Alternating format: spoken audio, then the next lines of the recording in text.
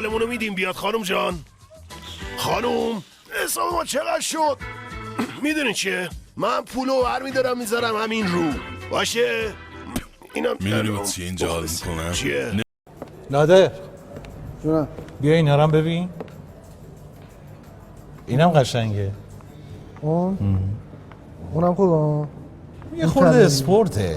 حالا آره ببین آخه میدونی شاهین طلایی دوست داره. خب وقتی میریم مهمونی همچین پوزش بیشتره. آره. سفیده هم بد نیست. سالگرد ازدواجتون هم که نزدیکه. و هم سالگرد ازدواجم هم تولدش. آره. من ببین هم طلایی رو میگیرم براش همون سفیده رو میگیرم. به نظرم قشنگه. تو اینو میگیری؟ این رولکس رو من میخوام بریم بگیریم. نمیدونم بذار ببینم.